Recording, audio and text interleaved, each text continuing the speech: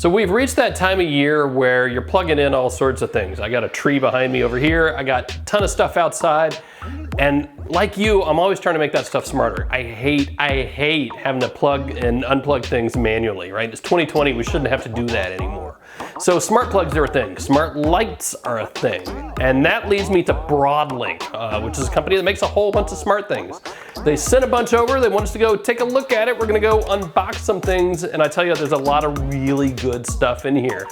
So let's go take a look. We're gonna look at a smart bulb. We're gonna look at a smart plug. Those are two pretty normal things. They also have some really cool smart remote controls, IR and RF remote controls that you're gonna use with your phone. I tell you what, we'll just have them explain it real quick before we go take a look at it. Watch this. No app stands for no privacy concerns, no crashes, no bugs, no hassles. Enjoy the simplest way of pairing and using your device with Alexa or Google Home just in a few minutes. Experience no app today. It is for real the revolution of a smart home. Okay, so now you got the idea, right? Your phone's gonna talk to their remotes, and the remotes are gonna talk to your appliances, right? Your TV, your soundbar, whatever. And the other cool thing is they're trying to keep the number of apps that you have to download to a bare minimum, right? So you don't need other hardware hubs, you don't need apps for those hubs. Everything's just gonna work and talk really nicely to each other. So with that, let's go do the unboxing.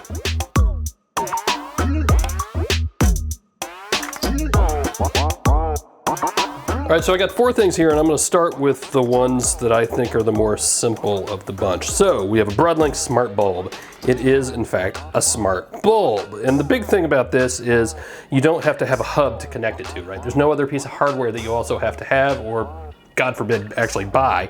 It just works. You're gonna connect directly to this, and then this is gonna tie into other services, like If This Then That. That's a great thing if you've never played with it. Amazon Alexa and Google Assistant. You'll notice HomeKit is not listed here anywhere. Also in the box, it reminds you, Alexa and Google Assistant voice control. Cool, control from anywhere, because that's how that works. Schedule timers, away mode, group control, sunrise and sunset mode. I mean, pretty basic stuff for this sort of thing, right? If you've ever used any sort of smart bulb, you pretty much know what you're gonna get. I'm gonna try to keep from touching the bulb itself, just on principle. That's a good idea.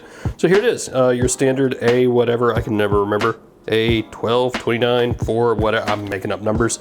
But your standard light bulb. So cool, looks nice, smells nice, feels good in the hand. That's what we say for these things. So there is your standard smart bulb from BroadLink, cool. The other sort of semi-normal thing, smart plug. I've played with these before. I've got all kinds of smart plugs here around the house. Love them, look at that. SP4M, you know what SP stands for? Smart plug. Let's see, whatever. Communications mode, 2.4 gigahertz. Again, same stuff, If This and That, Alexa, Google Assistant, okay? Let's open it up and see what it looks like. Now, the big thing about smart plugs is the size. Sometimes they're huge and just obnoxious.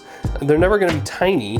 This is really interesting actually, because it's offset. So when it plugs into the outlet, it's gonna be hanging off to one side. That's interesting. Some instructions here. Please plug it into outlet and configure on app before connecting to the appliance. Good deal, good to know. Got a button on the front. The good thing about smart plugs, especially this time of year, is with Christmas trees, right? I absolutely use one with Christmas trees and decorations and stuff, so I can make sure they're turned off when we leave the house or just at night. Now, two really interesting things here from BroadLink. Two universal remotes. They look different because they are different. We have the RM Mini and the RM4 Pro. Sorry, RM4 Mini. That doesn't matter. Let's start with the Mini. So here's the way these work. It is, in fact, mini. That's tiny. There it is compared to the plug. Not all that large. So it's a tiny black sort of hockey puck looking thing. And it's going to be powered by micro USB. No, that's fine. I'm a little bit of a micro USB snob these days. So here in the box, somewhere, I'm gonna just rip it up because I don't care. All right, so they give you a cable, that's good.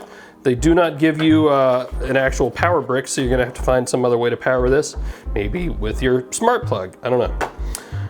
And then we have a little mounting bracket thing, so if you need to mount this somewhere, you can. That's kind of cool, actually, I like that.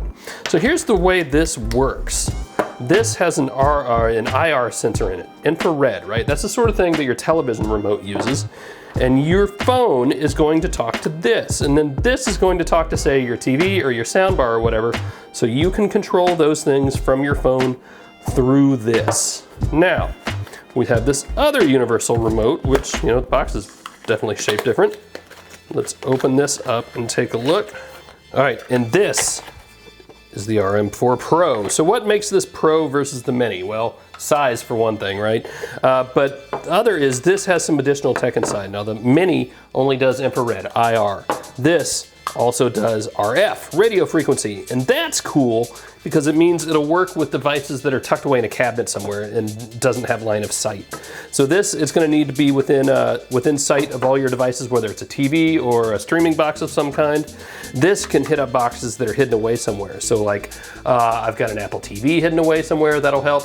You know, trying to remember what else uses RF. NVIDIA Shield maybe. You can tuck that away so it's out of sight, and this will still be able to talk to it. So that's the big difference between these two things. Otherwise they're, you know, different shapes. They're different products, but they essentially do the same thing, right? Your phone is going to talk through the internet to these, then these will talk to your devices either over IR, in the case of the Mini, or IR and RF. Very, very cool. So that is a quick unboxing of some really good BroadLink stuff. I'm going to go play with it now. Definitely go check it out on your own. So that's it. See ya.